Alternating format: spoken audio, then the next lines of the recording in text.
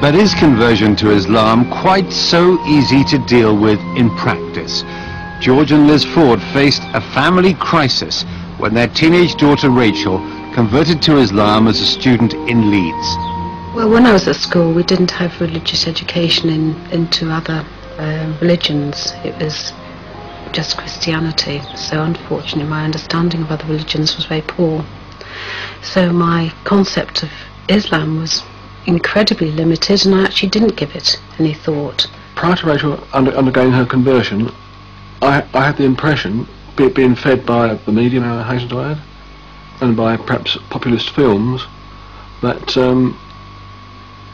most Muslims were kind of hell-bent on the destruction of Western civilization, were all kind of extremist fundamentalists. I first became exposed to Islam when I first came to university. Back at home in my village there really aren't any Muslims at all.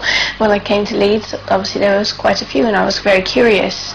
I think at the end of the day I basically just wanted answers as to why we were here, what was our purpose. I was just curious, you know, it's a new ways of thinking of things. I think my reactions were shock, horror, disbelief. Was it a fad of Rachel's? Was she going to get over it? What will our friends think about it? I sent her emails saying that this has been a great blow and a great shock to the family, Rachel. How are we going to cope with it? What have we done wrong?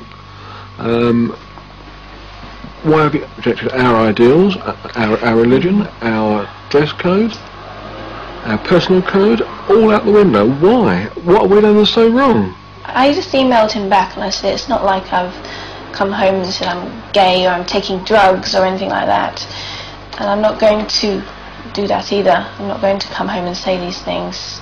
When she started to cover herself from head to toe in reams of cloth and wouldn't have her hair showing, and basically it seemed to me she didn't care what she looked like.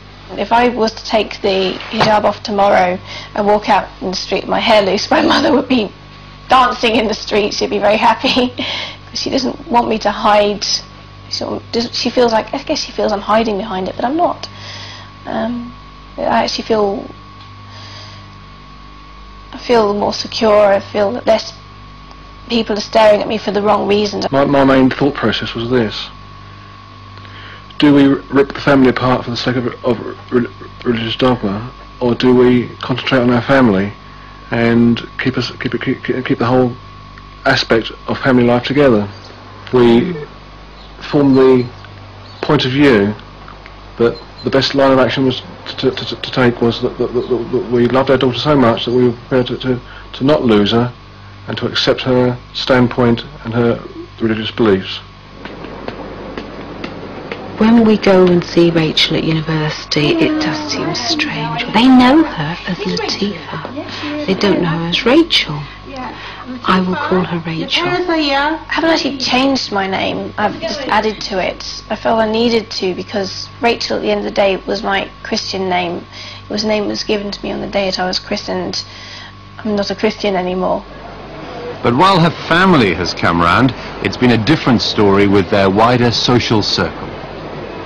Local friends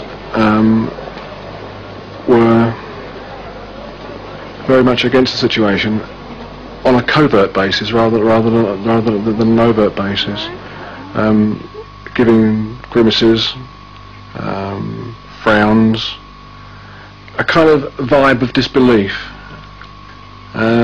Colleagues, we are, I believe, locally respected people. They were very polite, but they were polite for our benefit and not for the benefit of Rachel.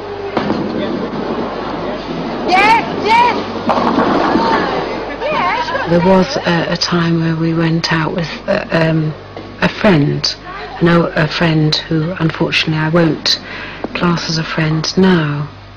And she was certainly plied with alcohol, even though Rachel was, as a Muslim, of course, does not drink, and she will not drink. And she asked for a Coke, and it had something else in it. It definitely has something else in it. Things that have bothered me have been reaction of people that I do care about if they have been against it.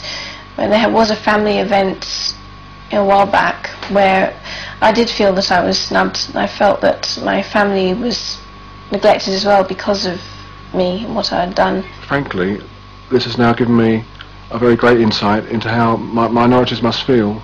I've never been a minority. I've always been a majority, and to be on the other side of the fence has been a very cursory experience for me. I feel that they have been through a lot.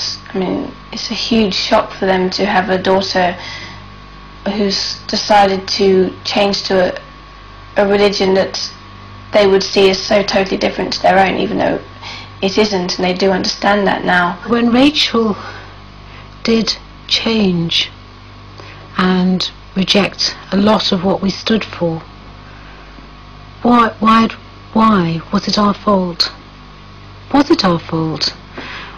Well, now I can say no, it's not, because we did do our best. We're only human beings. And now we actually have a very forthright, intelligent, independent young lady as a daughter, and I'm so proud of her. But I can say that today, but probably last year, the year before, I would have been saying different things. But life is a journey.